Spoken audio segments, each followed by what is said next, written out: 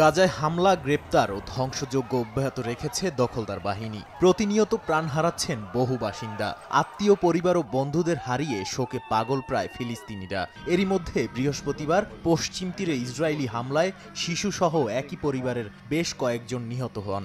এছাড়া আলাদাভাবে গাজা উপত্যকায় আরও কয়েকটি হামলা চালিয়েছে দখলদাররা। এতে গত ২৪ ঘণ্টায় প্রাণ হারিয়েছেন অনেকে।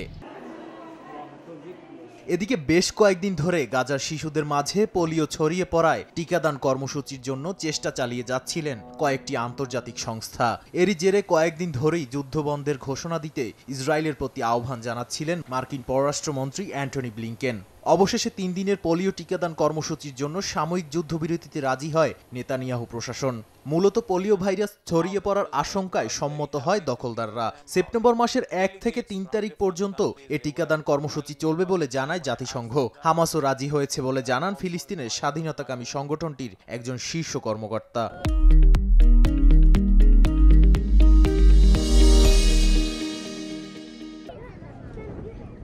এরই মধ্যে খাদ্যাভাব ও অপুষ্টিতে বহু ফিলিস্তিনি ভুগছে বলে জানিয়েছে আন্তর্জাতিক সাহায্যকারী সংস্থা ডক্টরস উইদাউট বর্ডার্স। তারা আরও জানায়, ইসরায়েলি আগ্রাসনের মুখে গাজা উপত্যকা ছাড়তে বাধ্য হয়েছেন ৯০%-এরও বেশি ফিলিস্তিনি। এতে হুমকির মুখে পড়েছে বাস্তুচ্যুত বাসিন্দাদের স্বাস্থ্য, খাদ্য, সুপেয় পানি সহ স্যানিটারি ব্যবস্থাও। পাশাপাশি ফিলিস্তিনিদের খাদ্যাভাব ও স্বাস্থ্য ঝুঁকি নিয়ে শঙ্কা প্রকাশ করেছে বিশ্ব স্বাস্থ্য সংস্থা সহ বেশ কয়েকটি সংগঠন।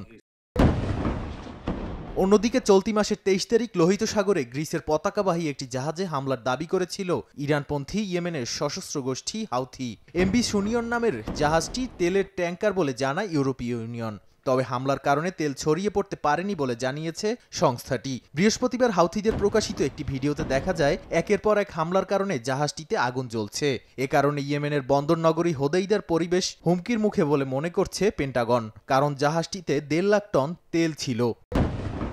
নাদিম মারজান, সময় সংবাদ।